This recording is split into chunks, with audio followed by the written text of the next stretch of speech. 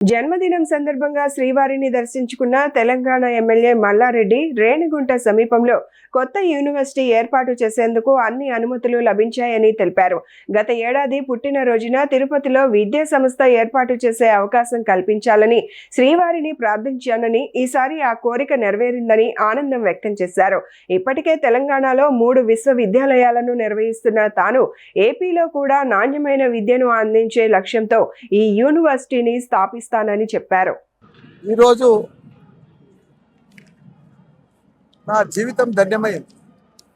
ఎందుకంటే భగవంతునికి నేను 35 సంవత్సరాల సంధి కూడా ఇన్స్టిట్యూషన్స్ రన్ చేస్తున్నా. స్కూల్స్ పెట్టినా, ఇంజనీరింగ్ కాలేజీలు పెట్టినా, మెడికల్ కాలేజీలు పెట్టినా, యూనివర్సిటీలు పెట్టినా, లక్షల మంది వరల్డ్ క్లాస్ ఇంజనీర్లను తయారు చేసిన, 1000 మంది టాప్ వరల్డ్ క్లాస్ డాక్టర్లను తయారు చేసిన, ఫార్మసిస్టులను తయారు చేసిన, మేనేజ్మెంట్ స్టూడెంట్లను తయారు చేసిన. నేను లాస్ట్ ఇయర్ నా బర్త్డే నాడు సెప్టెంబర్ 9 నాడు మొక్కిపోయినా. తిరుపతిలో కూడా ఒక యూనివర్సిటీ పెట్టాలనుకున్నా.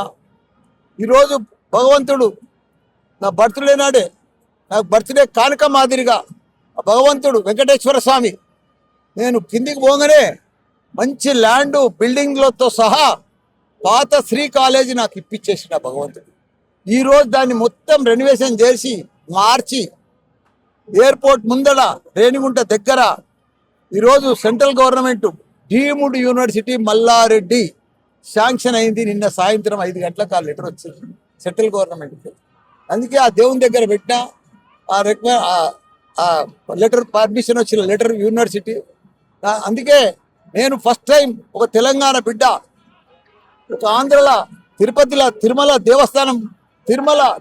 దేవస్థానం దగ్గర నాకు యూనివర్సిటీ పెట్టడం ఒక గర్వకారణం. ఇక్కడ అందరికీ రాయలసీమ ప్రజలకు, ఆంధ్ర ప్రజలకు అందరికీ కూడా మంచి ఇంజనీర్లను తయారు చేసి ప్రతి స్టూడెంట్ను ఒక ఏఐ తయారు చేస్తాను కూడా భగవంతునికి మాట ఇచ్చిన. అట్లనే స్టూడెంట్స్ని కూడా అదే మాదిరిగా తయారు చేస్తా.